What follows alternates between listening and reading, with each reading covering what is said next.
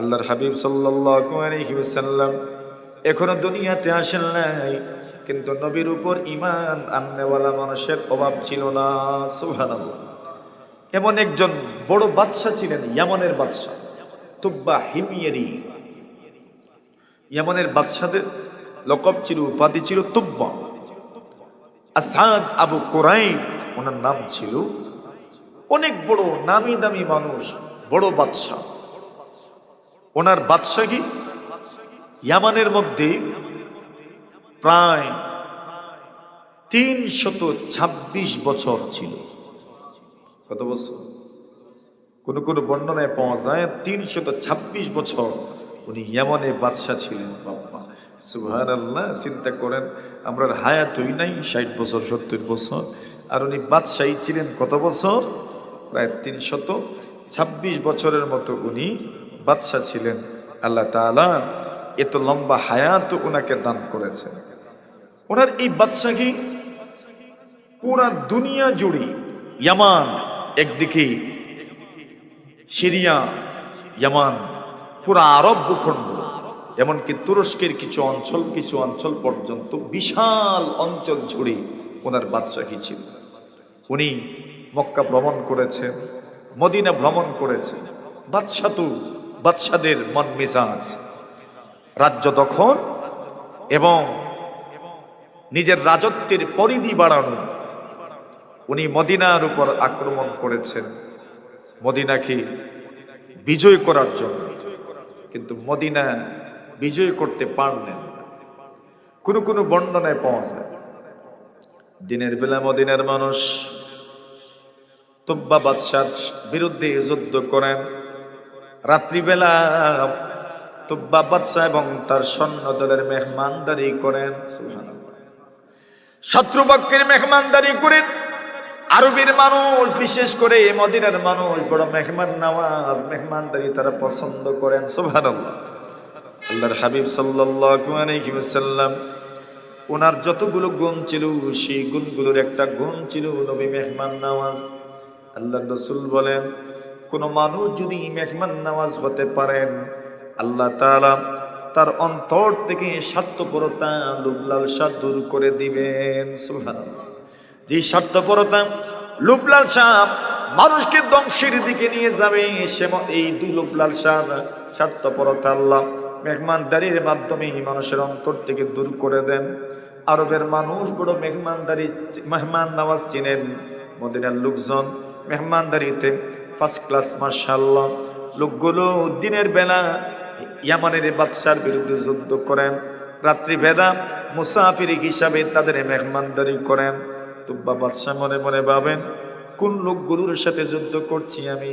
দিনের বেলা এদের বিরুদ্ধে আমি তলোয়ার চালাই, আর রাত্রিবেলা ওই মানুষগুলো আমাদেরকে মুসাফির মনে করে মেহমানদারি করে। তুব্বা বাদশা বলেন, না না, এদের সাথে যুদ্ধ করব না, চলো আমরা এখান থেকে চলে যাই।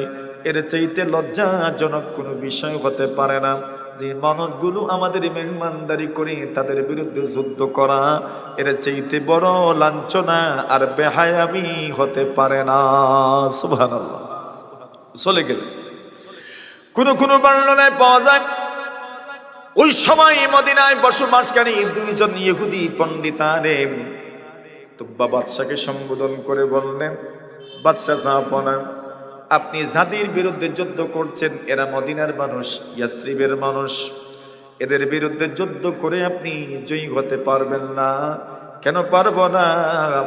আল্লাহর বান্দা দ্বয় বলেন, আমরা তাওরাতের মধ্যে পড়েছি, ইনজিলের মধ্যে পড়েছি, এই জায়গাতে আখিরি জামানার পয়গম্বর মুহাম্মদুর রাসূলুল্লাহ সাল্লাল্লাহু আলাইহি ওয়াসাল্লাম আসবেন।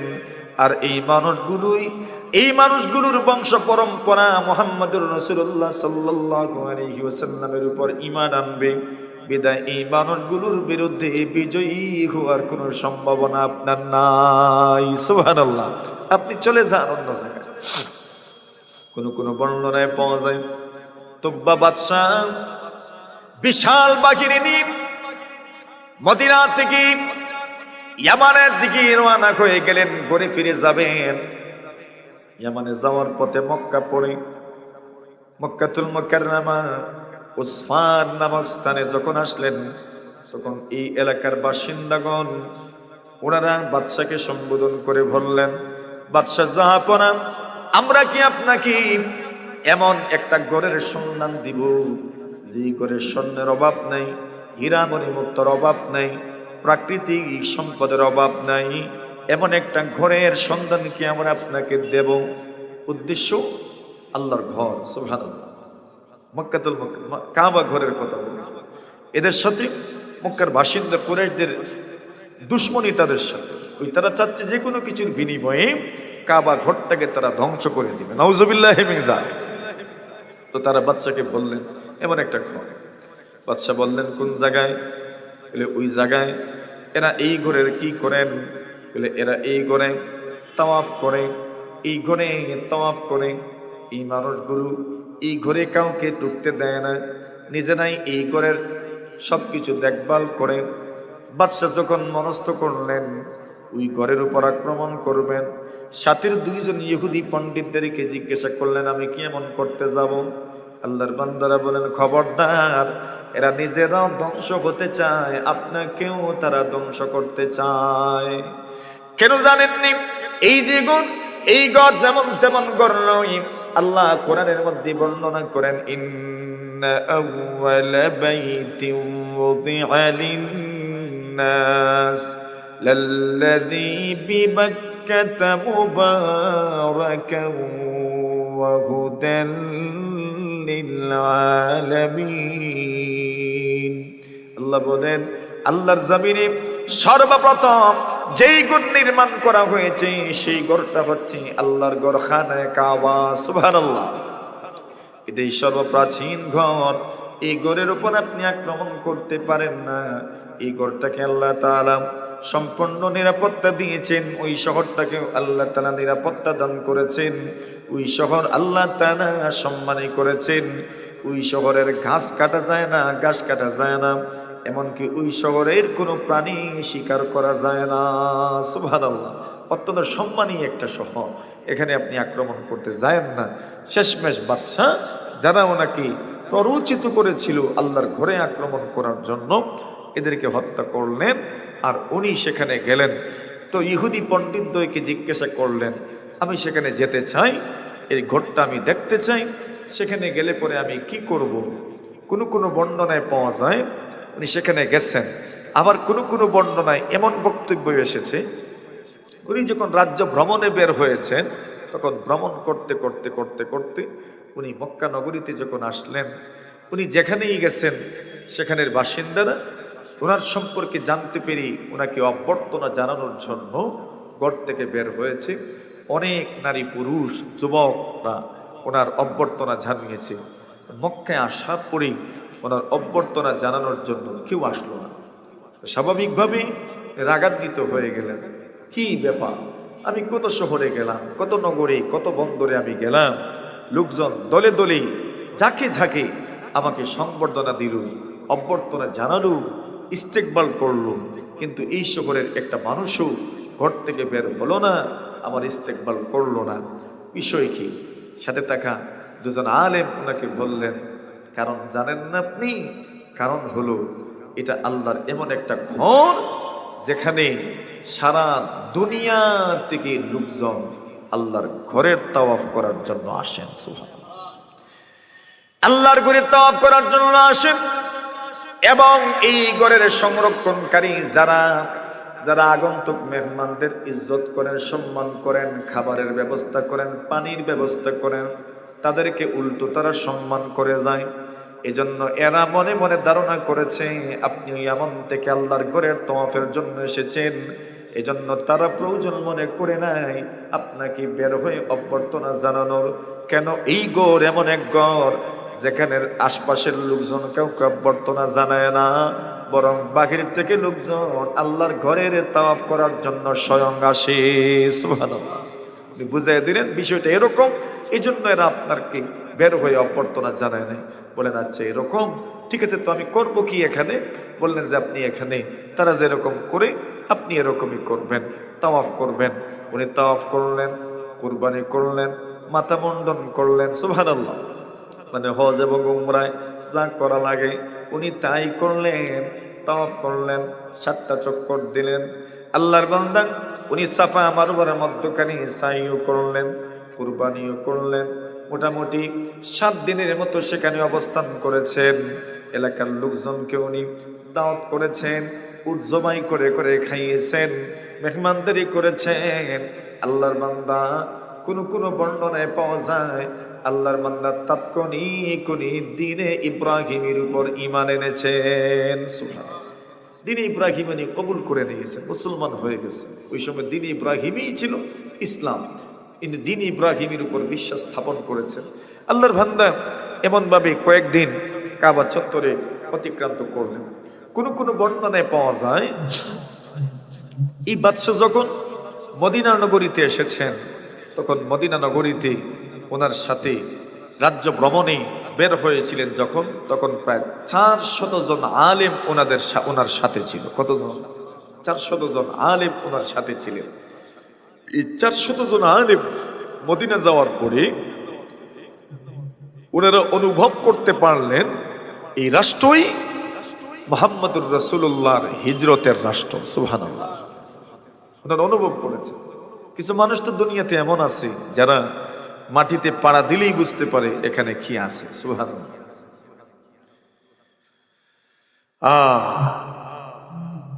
হযরত মুজাদ্দিদ আল-ফিসানি রাহিমাহুল্লাহ তাআলা, মুজাদ্দিদ আল-ফিসানি দ্বিতীয় সহস্রের মুজাদ্দিদ যাকে বলা হয়, শায়েখ আহমদ সিরহিন্দি রাহমাতুল্লাহি আলাইহি, সম্রাট আকবরের জমানা। সম্রাট আকবর আল্লাহর দ্বীনকে পরিবর্তন করে নতুন এক দ্বীন মানুষের সামনে উপস্থাপন করেছিল। দ্বীনের নাম দিয়েছিলেন দ্বীনে ইলাহি। দ্বীনে ইলাহি। কলিমা পর্যন্ত পরিবর্তন করে দিয়েছে। নাউজুবিল্লাহি মিন যালিক। ওই সময় শেখ আহমদ সিরহিন্দি রাহিমাহুল্লাহ তাআলা প্রতিবাদ জানালেন। সুবহানাল্লাহ। উলামায়ে কেরাম সর্বযুগেই প্রতিবাদী ছিলেন। দ্বীনের ক্ষেত্রে কোনো ধরনের কম্প্রোমাইজ নাই, সমঝোতা নাই। আল্লাহর বিধানের বিরুদ্ধে যাবেন, আপনি খেয়ে তা দেখা হবে না, প্রতিবাদ করা হবেই হবে। ঠিক কিনা? উলামায়ে কেরামের এটাই শান, এটাই মা।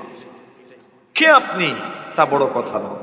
দ্বীনের বিরুদ্ধে বলবেন, দ্বীনের বিরুদ্ধে যাবেন, কোরআন সুন্নাহর বিরুদ্ধে কিছু করতে যাবেন, আইন করতে যাবেন, আল্লাহর বিরুদ্ধে যুদ্ধ ঘোষণা করবেন, তবে এদেশের আলেমগণ বসে থাকবে না।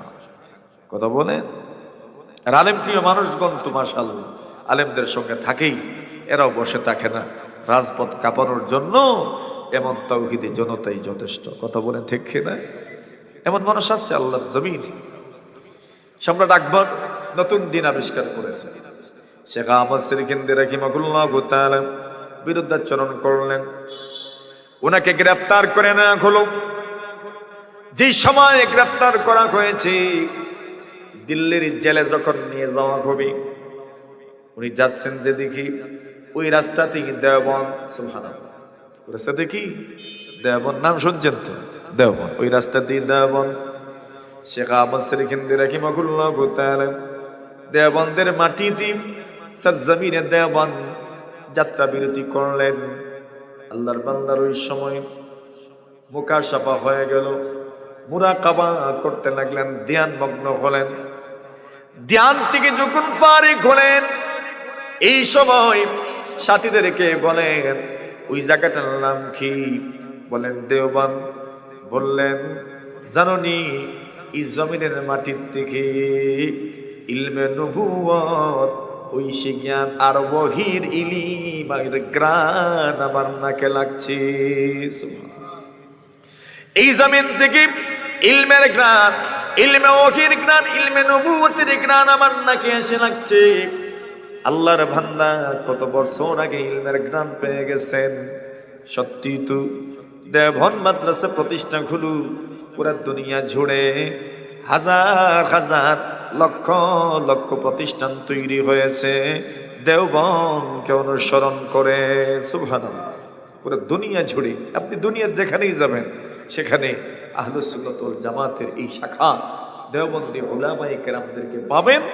অথবা সরাসরি এদেরকে পাবেন, অথবা এদের থেকে শিক্ষা গ্রহণ করে মাদ্রাসা প্রতিষ্ঠান পরিচালনা করছেন এমন হাজারো মানুষ আপনি পাবেন। সুবহানাল্লাহ। আপনি দেখেন কত আশ্চর্যের ব্যাপার যে ব্রিটিশরা এদেশ থেকে ইসলামকে ঘেরাও করা, ইসলামকে উৎখাত করা সর্বশক্তি দিয়ে চেষ্টা করেছে। আজ আল্লাহ ব্রিটিশে, ইংল্যান্ডে, যুক্তরাজ্যে, আমেরিকায় অনেকগুলো প্রতিষ্ঠান আল্লাহ তাআলা তৈরি করে দিয়েছে। দেখেন বিষয়টা কত আশ্চর্যজনক একটা ব্যাপার যে ব্রিটিশরা ভারতবর্ষ থেকে হাজারো মাদ্রাসা ঘুরিয়ে দিয়েছে। ওই ব্রিটিশের শহরে আল্লাহ তাআলা হাজারো মাদ্রাসা প্রতিষ্ঠা করে দিয়েছে। এই জন্য ইসলামকে নিবানোর মতো শক্তি কারো জোরে বলেন আছে? আমরা কি আপনাদের জীবিত থাকতেও তো ইসলামকে কেউ নিবাতে পারবে না। কথা বলে ঠিক না? আমরা গ্রামের মানুষ, আমাদের জীবিত থাকতে ইসলাম কেউ নিভিয়ে ফেলবে এটা হতেই পারে না। সর্বশক্তি দিয়ে আমরা ইসলামের এই বাতিকে প্রজ্বলিত থাকতে সবকিছু আমরা ব্যয় করব, এরপরেও নেপতে দিব না ইনশাআল্লাহ। এটাই তো ইসলাম। এখন ইয়াসরিব এই 40 জন আলেম ওনারা মদিনার অবস্থা দেখি অনুভব করতে পারলেন, আরে এই শহরেই তো মনে হয় মুহাম্মদুর রাসূল হিজরত করে আসবেন। সুবহানাল্লাহ। নবী আখিরুজ জামান, শেষ জামানার নবী, শেষ জামানার পয়গম্বর, আখিরি জামানার পয়গম্বর, সর্বশেষ নবী মুহাম্মদুর রাসূলুল্লাহ সাল্লাল্লাহু আলাইহি ওয়াসাল্লাম এই এলাকায় হিজরত করে আসবেন। আল্লাহু আকবার। উনি বলেন তোমরা কি চাও? এরা বলেন আমরা এই শহরেই থাকতে চাই, আপনার সঙ্গে আর যেতে চাই না। উনি বলেন তো আমি কি সহযোগিতা করতে পারি? ওনারা বলেন আমাদেরকে এখানেই রেখে যান। উনি বলেন এমনিতেই কেমনে রেখে যাব, থাকবেন কোথায়, খাইবেন কি? ওনারা বলেন রেখে যান, রিজেক্ট তো একজন আছেন না নাই? কে কে? আল্লাহ বলেন ওয়ামা মিন দাব্বা, আল্লাহ বলেন জলে স্থলে যত মাখলুক আছে এই সব মাখলুকের রিজেকের জিম্মাদার কে? আল্লাহ। রিজেকের পেরেশান হইয়েন না, রিজেকের জন্য রিজেক দিবেন কে? একজন আছেন না নাই? কত মানুষ তার কোনো উপায় না, এরপরেও তো না খেয়ে মারা যাচ্ছে না। সুবহানাল্লাহ। কে ব্যবস্থা করে? আল্লাহই তো ব্যবস্থা। আমাকে দিয়ে আপনাকে দিয়ে আল্লাহ তাআলা তার কাছে রিজেক পৌঁছায় দিবেন। সুবহানাল্লাহ। এটাই আল্লাহর আদত, এটাই আল্লাহর নিয়ম। এবার বলেন ঠিক আছে, অনুমতি দিলেন, সবার জন্য এক একটা ঘর বানায়া দিলেন। সুবহানাল্লাহ। এখানে থাকবেন আপনারা, এক একটা ঘর বানায়া দিলেন। বর্ণনায় পাওয়া যায় উনি আরেকটা ঘর বানালেন, যে ঘর দুতলা বানাইলেন। সুবহানাল্লাহ। নিচে একতলা, উপরে আরেক তলা। এবং বললেন আপনারা যে নবীর জন্য অপেক্ষা করছেন, আখিরি জামানার পয়গম্বরের অপেক্ষা করছেন, ওই নবীকে যদি আপনারা পেয়ে যান তবে ওই নবীকে ওই ঘরে থাকার জন্য বলবেন। এবং যদি আপনারা না পান আপনাদের বংশ পরম্পরাকে বলে যাবেন এরা যেন বলে হিমিয়ারি একজন বাদশাহ, ইয়ামানের তুব্বা একজন বাদশাহ আসাদ আবু কুরাইব ওনার জন্য ঘর নির্মাণ করে গেছেন, উনি যেন এই ঘরেই থাকেন। সুবহানাল্লাহ। সাথে সাথে একটা চিঠি লিখে গেলেন। ওই চিঠির মধ্যে বলে গেলেন শুনেন আপনি নাকি নবী, আপনি নাকি দুনিয়াতে আসবেন, আমি একজন নগণ্য মানুষ, আজ থেকে প্রায় 700 বছর আগে, প্রায় 1000 বছর আগে আপনি মুহাম্মদের উপর ঈমান আনলাম। এত বছর আগে, 700 বছর আগে, প্রায় 1000 বছর আগে উনি ঈমান এনেছেন এবং একটা চিঠি লিখে গেছেন। সুবহানাল্লাহ। চিঠি লিখে গেছেন। চিঠির মধ্যে এই কথা ছিল শাহিদতু আলা আহমদ আন্নাহু রাসূলুম মিনাল্লাহি বারিন নাসামি ফালাউ মুদ্দা উমরি ইলা উমরিহি লাকুনতু ওয়াজিরান লাহু ওয়াবনা আম্মি। ওয়াজাহাদতু বিস-সাইফি আ'দাআহু ওয়া ফাররাজতু আন সাদরিহি কুল্লা গাম্মি। আল্লাহর বান্দা চিঠি লিখে গেলেন। চিঠির মধ্যে ছিল, এ মুহাম্মদ আমানতু বিকা, আমি আপনার উপর ঈমান আনলাম। আপনি যেই কিতাব নিয়ে আসবেন ওই কিতাবের উপর ঈমান নিয়ে আসলাম। সাথে সাথে একটা কবিতা আবৃত্তি করলেন, শাহিদতু আলা আহমদ আল্লাহু রাসূলুম মিনাল্লাহি বারিন নাসামি। আমি সাক্ষ্য দিচ্ছি আহমদ, মুহাম্মদুর রাসূলুল্লাহর এক নাম আহমদ। কি নাম? নবী বলেন, আমার 5টা নাম, প্রসিদ্ধ 5টা নাম আছে, এর মধ্যে একটা নাম হলো আনা মুহাম্মদ, আমি মুহাম্মদ, আনা আহমদ, আমি আহমদ। নবী বলে আমার একটা নাম হলো আহমদ। কোরআনে মাজিদের মধ্যে ঈসা রূহুল্লাহ আলাইহিস সালাতু ওয়াসসালাম সাক্ষ্য দেওয়ার ব্যাপারে, সুসংবাদ দেওয়ার পরে বলছেন, উনি ওনার জাতিকে সম্বোধন করে বলছেন, ইয়া বানি ইসরাঈল, ইরে বানি ইসরাঈল, আমি তোমাদের কাছে আল্লাহর পক্ষ থেকে রাসূল হিসাবে এসেছি। মুসাদ্দিকাল লিমা মাআকুম ওয়া মুবাশশিরাম বিরাসূল, এমন একজন নবীর ব্যাপারে সুসংবাদদাতা হিসাবে এসেছি, যে নবী আমার পরে আসবেন। মুবাশশিরাম বিরাসূলিন ইয়াতি মিন বা'দি ইসমুহু আহমদ, এমন একজন নবীর ব্যাপারে সুসংবাদদাতা হিসাবে আমি এসেছি, যিনি আমার পরে দুনিয়াতে আসবেন এবং ওনার নাম হবে আহমদ। সুবহানাল্লাহ।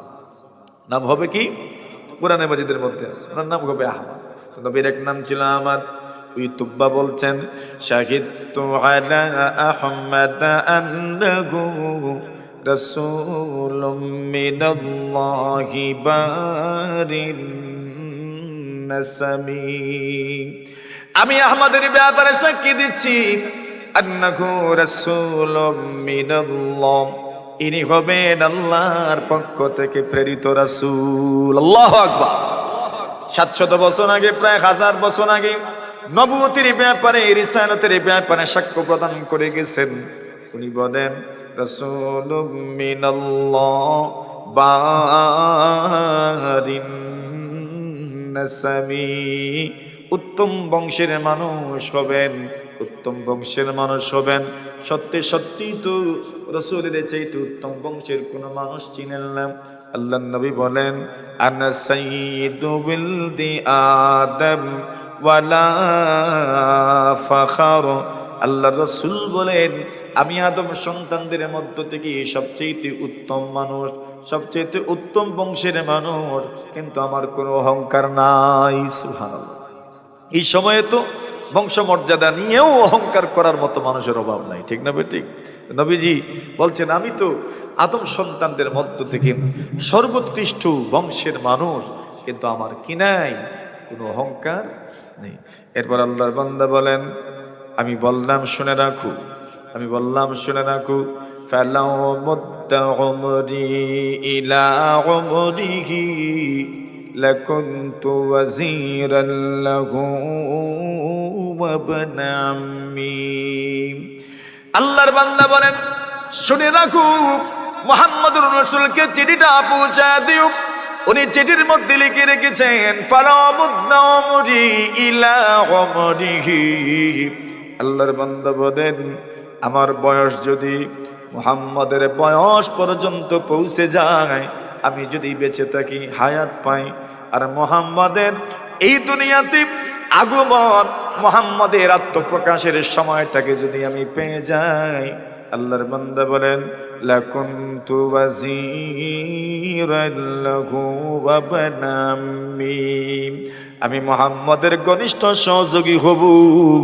বংশের মানুষ যেমন ভাবে সহযোগিতা করে, আমি কোনোভাবে এদের থেকে পিছিয়ে যাব না, আমি বরং এদের চাইতে অগ্রগামী হয়ে মুহাম্মদের সহযোগিতা করার চেষ্টা করব। সুবহানাল্লাহ। এই কথাটা এখানে রাখি, এরপরে বলছি পরের কথা, আরেকজন মানুষের কথা শোনার তো। রাসূল আকরাম সাল্লাল্লাহু আলাইহি ওয়াসাল্লাম সবে মাত্র ওহীপ্রাপ্ত হয়েছেন, এখনো দাওয়াতি কার্যক্রম শুরু করেন নাই। আল্লাহর হাবিব এখনো দাওয়াতি কার্যক্রম শুরু করেন নাই, কিন্তু এর আগেই মুসলমান হয়ে যাওয়ার মতো মানুষ আছেন। ওরাকা ইবনে নওফল ইবনে আসাদ ইবনে আব্দুল উজ্জা, ওরাকা আল্লাহর হাবিব যখন ওহীপ্রাপ্ত হলেন, নবীজির শরীর কাঁপছিল। সূরাতুল আলাকের প্রথম আয়াতগুলো নাজিল হয়েছে, নবীজির শরীর কাঁপছে। আল্লাহর হাবিব খাদিজা ছাড়া তো আর কেউ নাই, খাদিজার কাছে আসলেন। নবীজি আসার পরে খাদিজাকে সম্বোধন করে বললেন, খাদিজা গু জাম্মিলুনি জাম্মিলুনি, আগু খাদিজা আমাকে কমল উড়ে দাও, কমল উড়ে দাও, আমার শরীরে জ্বর উঠেছে। লাকাদ খাশিতু আলা নাফসি, আমার জ্বর উঠেছে, আমার বড় ভয় লাগছে। খাদিজা বললেন, মনোবল চাঙ্গা করার জন্য যা বলার বললেন। এরপরেও বলেন, যদি আপনার মনে সান্ত্বনা না পান তবে টেনশন করিয়েন না, আমি আমার চাচাতো ভাই ওরাকা ইবনে নওফল ইবনে আসাদ ইবনে আব্দুল উজ্জার কাছে আপনাকে নিয়ে যাব। বলছেন ওরাকা ইবনে নওফল ইবনে আসাদ ইবনে আব্দুল উজ্জা, উনি ইনজিলের বড় আলেম ছিলেন। সুবহানাল্লাহ। এজন্য বলছেন যে আপনি টেনশন করিয়েন না। বিষয়টা কি আপনি তো বুঝতে পারেন নাই, কে এসেছে আপনাকে চাপ দিল, আপনি অনুভব করতে পারেন নাই, তো আমি আপনাকে ওরাকার কাছে নিয়ে যাব। খাদিজা কথা মতো মুহাম্মদুর রাসূলুল্লাহ সাল্লাল্লাহু আলাইহি ওয়াসাল্লামকে ওরাকা ইবনে নওফল ইবনে আসাদ ইবনে আব্দুল উজ্জার কাছে নিয়ে গেলেন। নিয়ে যাওয়ার পরে বললেন, হে আমার ভাই, কোন বন্যা ইয়া আম্মি, হে চাচা। আরবের মানুষ বড়দেরকে চাচা বলেই ডাকত, যেভাবে আমাদের সমাজে বয়স্কদেরকে, বয়স কম যারা এরা চাচা বলেই ডাকে, আর যাদের বয়স কম এরা মুরব্বী যারা এরা ভাতিজা বলে ডাকেন, ঠিক নেই? এটাই তো আমাদের সমাজ, এটাই আরবের মানুষ ওইরকম ডাকত। বললেন, ভাইজান দেখেন, ইসমা মিন ইবনি আখি কামা ইয়াকুল, উনি কি বলেন আপনি মনোযোগ দিয়ে শুনেন। এবার বলেন আপনি কি দেখেছেন বলুন। রাসূল সাল্লাল্লাহু বর্ণনা করলেন। এবার ওরাকা ইবনে নওফল খাদিজাকে ডেকে আনলেন। খাদিজাকে বললেন, খাদিজা গো, উনি কেমন চলেন, ওনার চলাফেরা কেমন, কথাবার্তা কেমন, উঠা বসা কেমন, ওনার মুআমালাত কেমন, লেনদেন কেমন, মুআশারাত কেমন, পারিবারিক জীবনে, দাম্পত্য জীবনে উনি কেমন মানুষ। খাদিজার সম্পূর্ণ বিবরণ দিলেন। খাদিজার বিবরণ শুনে ওরাকা ইবনে নওফল ইবনে আসাদ ইবনে আব্দুল উজ্জা বলেন, খাদিজা গো, কিন্তু যেমন তেমন মানুষ নয়, বেশি দিন দেরি নাই, ইনি হবেন মহান আল্লাহ তাআলার রাসূল। সুবহানাল্লাহ। ওগো খাদিজা, ওনার কাছে কে এসেছিলেন জানেননি? ওনার কাছে জিন্নাত আসে নাই, ওনার কাছে এসেছেন কে? মুসা আলাইহিস সালাতু ওয়াস সালামের কাছে যেই সত্য ওহী, সত্য মুহাম্মদের কাছে ওহী নিয়ে এসেছেন। মানে বলতে চাচ্ছেন আল্লাহর ফেরেশতা জিবরিল আমিন আলাইহিস সালাতু ওয়াস সালাম মুহাম্মদুর রাসূলুল্লাহর কাছে ওহী নিয়ে এসেছেন। সুবহানাল্লাহ। লাজাজতু ওয়া কুনতু ফিয-যিকরা লাজুজা লিকাম মিন طالما بعث النشيج ووصف من خديجة بعد وصف لقد طال انتظاري يا خديجة بأن محمدا سيسود فينا ويقسم من يكون له حجيجا ويظهر في البلاد ضياء نور يقيم به البرية أنتبوجا فيلقى من يحاربه خسارا ويلقى من يسالمه فلوجا فلو كنت إذ كان ذاكم শাহিদতু ওয়া কুনতু আউওয়ালাহুম উলুজা। খাদিজাকে সম্বোধন করে ওয়ারাকা ইবনে নওফল বললেন, ওগো খাদিজা, একের পর এক যে গুণগুলো তুমি বর্ণনা করেছো, এই গুণগুলো শোনার পরে এইবার আমার পরিপূর্ণ বিশ্বাস হয়ে গেছে মুহাম্মদ এমন মানুষ, বিআন্না মুহাম্মাদান সায়াসুদু ফিনা, সেদিন বেশি দূরে নয়, পুরা দুনিয়া জুড়ে মুহাম্মদ শাসন করবেন, মুহাম্মদ শাসন করবেন। ওনার বিরুদ্ধে যারা আসবে কেউ জিতবে না, সকলকে পরাজয় বরণ করতে হবে। ওয়ায়ুযহিরু ফিল বিলাদি দিয়ানুরি, উনি ওনার দাওয়াতের মাধ্যমে পৃথিবী জুড়ে উনি হিদায়াতের আলো বিকশিত করবেন, হিদায়াতের আলোর মাধ্যমে পৃথিবীকে উনি আলোকিত করবেন, এবং এই হিদায়াতের আলোয় আলোকিত হয়ে পুরা পৃথিবীর মানুষ গুমরাহি পথভ্রষ্টতা থেকে বেঁচে যাবে। সুবহানাল্লাহ। এবার বলেন, মুহাম্মাদের সঙ্গে যারা সমঝোতা করবেন, মুহাম্মাদের দিন যারা কবুল করে নিবে, তারা কামিয়াব হয়ে যাবে, সফল হয়ে যাবে। কিন্তু মুহাম্মাদের বিরুদ্ধে যারা যাবে তারা সফল হতে পারবে না, তারা ব্যর্থ হয়ে যাবে। এরপরে বলেন, ওগো খাদিজা শুনে রাখো, আমি মুহাম্মদ যেদিন দাওয়াতি কার্যক্রম পরিচালনা করবেন, মুহাম্মদ যেদিন এই পৃথিবীর মানুষের কাছে দাওয়াতের পয়গাম নিয়ে যাবেন, আল্লাহর ঐশী জ্ঞানের পয়গাম যখন নিয়ে যাবেন, ওই দিন যদি আমি বেঁচে থাকি গো ওগো খাদিজা, সবার আগে আমি ওয়ারাকা মুসলমান হয়ে যাব। সুবহানাল্লাহ।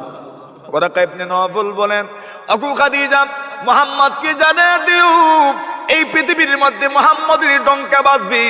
আল্লাহর বান্দা বলেন, মুহাম্মদকে যখন তার আত্মীয় স্বজনরা এলাকা থেকে বিতাড়িত করে দিবি, ওয়ারাকা ইবনে নওফল বলেন, ওই দিন যদি আমি বেঁচে থাকতাম তবে মুহাম্মদকে আমি সর্বাত্মকরণে সহযোগিতা করতাম। মুহাম্মদুর রাসূল বলেন, ওগো ওয়ারাকা, আমার জাতিকে আমাকে আমার এলাকা থেকে বের করে দিবে। ওয়ারাকা ইবনে নওফল বললেন, মুহাম্মদ, শুধু আপনি নয়, শুধু আপনি নয়, শুধু আপনি নয়, আপনার মতো এমন দাওয়াতি কার্যক্রম, এমন হিদায়াতের বাণী, পৃথিবী সংস্কারের, পৃথিবী গঠনের, আদর্শ সমাজ গঠনের এমন বাণী যারা এই দুনিয়াতে নিয়ে এসেছে, ইল্লাউদিয়া, এদের সাথে শত্রুতা করা হয়েছে, আপনার সাথেও শত্রুতা করা হবে, আপনার জাতি আপনাকে আপনার এলাকা থেকে বের করে দিবি। ওগো মুহাম্মদ, কিন্তু ওই দিন যদি আমি বেঁচে থাকি, লা আনসুরুকা নাসরাম মুওয়াজ্জারাম, আমি ওয়াদা দিলাম, আমি আপনাকে প্রমিস দিচ্ছি, আমি আপনাকে সবকিছু দিয়ে সহযোগিতা করব, আপনাকে আমি জোরালো ভাবে সহযোগিতা করব। এইবার শোনেন, ওই লোকটাও এই কথা বলে গেছেন। তুব্বা হিমিয়ারি, ইয়ামানের বাদশা, এত বড় বাদশা, উনিও বলে যাচ্ছেন, ওগো মুহাম্মদ, আপনি জানেননি যদি আমার বয়স আপনাকে পেয়ে যায়, লাকুনতু ওয়াজিরাল লাহু ওয়া ইবনা আম্মি, আমি মুহাম্মদের সবকিছু দিয়ে সহযোগিতা করব। এরপর বলেন, ওয়াজাহাতু বিসাইফি আ'দাহু, তুব্বা হিমিয়ারি বলেন, মুহাম্মাদের যত দুশমন হবে, ওই দুশমনদের বিরুদ্ধে আমি আমার তরবারি দিয়ে যুদ্ধ করব, আমার তরবারি দিয়ে আমি তাদের বিরুদ্ধে যুদ্ধ করব। আল্লাহর বান্দা বলেন, ওয়া ফাররাজতু আন সাদরিহি কুল্লা গাম্মি, আল্লাহর বান্দা বলেন, আমি ওয়াদা করে যাচ্ছি, আপনাকে যদি আমি পেয়ে যাই, আপনার মনে কোনো কষ্ট আর দুঃখ আমি থাকতে দেব না। সুবহানাল্লাহ। ওই চিঠিটা দিলেন, আলেমদেরকে ওসিয়ত করে গেলেন, আমার এই চিঠিটা মুহাম্মদের কাছে পৌঁছে দিবেন। হিজরত করে যখন উনি মদিনায় আসবেন, আপনারা তো থাকবেন, মুহাম্মদের কাছে আপনারা চিঠিটা পৌঁছে দিবেন। যদি আপনারা না পান, তবে আপনাদের বংশের মানুষদেরকে বিষয়টা বলে যাবেন। এইভাবে বংশ পরম্পরায় 700 বছরের মাথায় আল্লাহর পয়গম্বর মুহাম্মদুর রাসূলুল্লাহ সাল্লাল্লাহু আলাইহি ওয়াসাল্লাম দুনিয়াতে আত্মপ্রকাশ করলেন। হেরা গুহায় ওহী প্রাপ্ত হলেন। 13 বছরের মক্কি জিন্দেগি আল্লাহর নবীজি সেখানে দাওয়াতি কার্যক্রম পরিচালনা করলেন। মদিনার কিছু মানুষ আল্লাহ রাসূল সাল্লাল্লাহু আলাইহি ওয়াসাল্লামের সঙ্গে সাক্ষাৎ করলেন। আল্লাহর নবীজি হজের মৌসুমে মানুষদেরকে দিনের দাওয়াত দিতে লাগলেন। মদিনার কিছু মানুষ হজের মৌসুমে হজ করার জন্য মক্কা গেলেন। আল্লাহর রাসূল দাওয়াত দেওয়ার জন্য তাদের কাছে আসলেন। আল্লাহ রাসূল রাত্রিবেলা তাদের কাছে গেলেন আর বললেন, আল্লাহর বান্দারা রে, আমি হচ্ছি মুহাম্মদ, আমার বাবার নাম হচ্ছে আব্দুল্লাহ, আল্লাহ আমাকে নবী বানিয়েছেন, তোমরা যদি চাও তোমরা মুসলমান হয়ে যেতে পারো। পাঁচজন ছিলেন মদিনার মানুষ, আসাদ ইবনে জুরারা রাদিয়াল্লাহু তাআলা আনহু সহ আরো চারজন মানুষ ছিলেন। ওনারা বললেন, আমাদেরকে একটু সময় দেন, একটু চিন্তা করে নেই। একটু সময় চিন্তা করেছেন, সাথে সাথে পাঁচজন বলে উঠলেন, আমরা আর দেরি করতে চাই না গো, এই মুহূর্তেই আমরা মুসলমান হয়ে যেতে চাই। সুবহানাল্লাহ। মদিনার সর্বপ্রথম পাঁচজন মুসলমান, ওনারা চলে আসলেন মদিনায়। পরের বছর আরো 12 জন গেলেন। আল্লাহর হাবিব সাল্লাল্লাহু আলাইহি ওয়াসাল্লাম তাদেরকে জিম্মাদার নিযুক্ত করলেন এবং মদিনাতুল মুনাওয়ারা ইসলামের দাওয়াত দেওয়ার জন্য বললেন। দাওয়াতি কার্যক্রম পরিচালনা হলো। শেষমেশ তৃতীয় বছর 75 জন নারী ও পুরুষ হজ করার জন্য মক্কাতুল মুকাররমা গেলেন। 75 জন মানুষ আল্লাহ রাসূল সাল্লাল্লাহু আলাইহি ওয়াসাল্লামকে দাওয়াত দিয়ে আসলেন। ওগো মুহাম্মদুর রাসূলুল্লাহ, আপনি তো মক্কায় দিনাতিপাত করেন, আমাদের সাহসে দেয় না আপনাকে আমাদের এলাকায় দাওয়াত করব। আমরা দেখতেও কম, আমরা তো আপনার গোত্রের মানুষ না, আমরা আপনার বংশের মানুষ নই। এই জন্য চিন্তা করছি আপনি আমাদের দাওয়াত কবুল করবেন কিনা, আপনি আমাদের দাওয়াতে সাড়া দিবেন কিনা। আল্লাহ রাসূল বলেন, ঠিক আছে যাও, ওয়াদা দিলাম বেশি দিন যাবে না, আমি মুহাম্মদ তোমাদের এলাকায় আমি চলে আসব। সুবহানাল্লাহ। আল্লাহর নবী যখন এই কথা বলেছেন, 75 জন নারী ও পুরুষ ওনারা যখন হজ থেকে বাড়িতে গেলেন, ঘোষণা করলেন মুহাম্মদ আসবেন, মুহাম্মদুর রাসূল আসবেন, নবী আসবেন, নবী আসবেন। হজ শেষ হয়েছে যুলহিজ্জা মাসে। ওনারা যেতে যেতে মনে করেন যুলহিজ্জা মাস মোটামুটি শেষ হয়ে গেছে। মুহররম বছরের প্রথম মাস। আল্লাহ রাসূল সাল্লাল্লাহু আলাইহি ওয়াসাল্লাম হিজরতের নিয়ত করলেন। মুহররম গেল, সফর গেল, এরপরে রবিউল আউয়াল মাসে রাসূল হিজরত শুরু করলেন। হিজরত করে নবুয়তের সূর্য মদিনার আকাশে আল্লাহ উঠায়া দিলেন। সুবহানাল্লাহ। আল্লাহর নবী বিশ্ব নবীজি মুহাম্মদুর রাসূলুল্লাহ সাল্লাল্লাহু আলাইহি ওয়াসাল্লাম হিজরত করে যখন মদিনাতুল মুনাওয়ারা গেলেন, আল্লাহ তাআলা ওই যে তুম্মা বাদশার চিঠিটা আবু আইয়ুব আনসারী খালিদ ইবনে যায়েদ, যার নাম নবীর সাহাবী খালিদ ইবনে যায়েদ রাদিয়াল্লাহু তাআলা আনহু, ওনাকে আমরা আবু আইয়ুব আনসারী নামে চিনি। ওনার কাছে বংশ পরম্পরায় ওই চিঠিটা ওনার কাছে এসেছে। আর উনি এই ঘরেই বসবাস করেন, যে ঘরটা তুব্বা বাদশা নির্মাণ করে গেছেন রাসূলুল্লাহ সাল্লাল্লাহু আলাইহি ওয়াসাল্লামের জন্য। আল্লাহর নবী যখন হিজরত করে মদিনায় আসলেন, মদিনার নারী ও পুরুষ, ছোট্ট ছোট্ট বালক বালিকারা পর্যন্ত মুহাম্মদুর রাসূলকে অভ্যর্থনা জানাইলেন। তালাআল বাদরু আলাইনা মিন সানিয়াতিল ওয়াদাই ওয়াজাবাশ শুকরু আলাইনা মা দাআ লিল্লাহি দাঈ আইয়ুহাল মাবউসু ফীনা জিইতা বিল আমরিল মুতাঈ জিইতা শাররাফতাল মাদিনা জিইতা শাররাফতাল মাদিনা মারহাবান ইয়া খায়রা দাঈ। এমন ভাবে আল্লাহ নবীজিকে তরফ বর্তনা জানালো। ওই থেকে আবু সাইদ খুদরি হযরত আবু আইয়ুব আনসারী রাদিয়াল্লাহু তাআলা সহ মদিনার বিভিন্ন নারী ও পুরুষ রাসূলকে নিজের ঘরের মেহমান বানানোর জন্য চেষ্টা করতে লাগলেন। কেউ তো উটের লাগামে ধরে টানতে থাকলেন আর বললেন, ইয়া রাসূলুল্লাহ, চলেন না আমাদের ঘরের মেহমান হয়ে যান, চলেন না আমাদের ঘরের মেহমান হয়ে যান। আপনার বরকতের যদি একটু অংশ আমরা পেয়ে যাই, আপনার পদধূলা যদি আমরা ধন্য হয়ে যাই, আপনার পদধূলা যদি আমাদের ঘরে লেগে যায়, তবে আমাদের ঘর তো বরকতময় হয়ে যাবে। চলেন না আমাদের ঘরে মেহমান হয়ে যান। আল্লাহর নবীজি বলেন, আমি কার ডাকে সাড়া দিব? আমাকে কেউ ডাকতে হবে না। আর সিলুহা, আমার উটটাকে তোমরা ছেড়ে দাও। ফাইন্নাকা মা'মুরা, আমার উটটা আল্লাহর পক্ষ থেকে নির্দেশিত আছে। আমার উট যেখানে বসবে আমিও সেই ঘরের মেহমান হয়ে যাব। সুবহানাল্লাহ। ওইটা আমার নিয়ন্ত্রণে না, ওইটা আল্লাহর নিয়ন্ত্রণে। আল্লাহ জানেন আমার উটটা কোন জায়গায় বসবে। আল্লাহু আকবার। সকলেই যখন উটটাকে তার রাস্তা ছেড়ে দিলেন, উটটা যেতে যেতে যেতে যেতে ওই ঘরের সামনে আবু আইয়ুব রাদিয়াল্লাহু তাআলা ঘরের সামনে বসে পড়লো। আল্লাহর নবীজি বলেন, আমার সামান নামাও, আমার সামান নামাও, আমি এই ঘরের মেহমান হয়ে যাব। সুবহানাল্লাহ। আল্লাহর নবীজি মেহমান হয়ে গেলেন আবু আইয়ুব আনসারী রাদিয়াল্লাহু তাআলা ঘরের। আল্লাহ রাসূল বললেন, আবু আইয়ুব তুমি দোতলায় থাকো। আবু আইয়ুব বলেন, ইয়া রাসূলুল্লাহ, আপনি নিচে থাকবেন, আমি কেমনি উপরে থাকবো? না না, হবে না। ওগো নবীজি, আপনার জন্য উপরের তলা বরাদ্দ। নবীজি বলেন, না না, হতে পারে না। আমার কাছে মেহমানরা আসবে, মেহমানরা আসবে।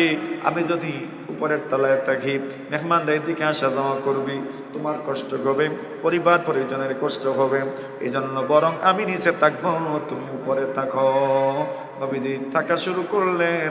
এরপর আল্লাহর হাবিব সাল্লাল্লাহু আলাইহি ওয়াসাল্লামের হাতে তুব্বা বাদশাহ সেই চিঠিখানা হস্তান্তর করলেন। নবীজি চিঠিটা পড়লেন আর পড়লেন, আল্লাহ যেন তুব্বা বাদশাহকে পরিপূর্ণ বরকত দান করেন। সুবহানাল্লাহ। বোঝাতে চাচ্ছিলাম, হাবিব ইবনে ইসমাইল আন-নাজ্জার আল্লাহর হাবিব সাল্লাল্লাহু আলাইহি ওয়াসাল্লামের দুনিয়াতে আসার অনেক আগে, কয়েক শত বছর আগে মুসলমান হয়েছেন, ঈমান এনেছেন। এমন ভাবে তুব্বা বাদশাহ রাসূলুল্লাহ সাল্লাল্লাহু আলাইহি ওয়াসাল্লামের কয়েক শত বছর আগে মুসলমান হয়েছেন। সুবহানাল্লাহ। আল্লাহ তাআলা এই ঘটনা বর্ণনা করে রাসূলকে সান্ত্বনা দিলেন এবং মক্কার মানুষদেরকে রাসূলুল্লাহ সাল্লাল্লাহু আলাইহি ওয়াসাল্লামের মাধ্যমে একটা বার্তা পৌঁছায় দিলেন যে নবীদেরকে মানো, নবীদেরকে মানো, নবীকে মানো। না মানলে কি পরিণতি হয়? আল্লাহ তাআলা সেই পরিণতির ব্যাপারে হযরত রাসূল করিম সাল্লাল্লাহু আলাইহি ওয়াসাল্লামের মাধ্যমে সকলকে, আল্লাহ রাসূল সাল্লাল্লাহু আলাইহি ওয়াসাল্লামের মাধ্যমে আল্লাহ তাআলা সতর্ক করে দিয়েছেন। মুহতারাম হাজিরিনে কেরাম, এই জন্য দ্বীনের দাওয়াত আমরা শুনবো, মানবো, শিখবো ইনশাআল্লাহ। কোরআন সুন্নাহের আলোকে জীবন গড়বো।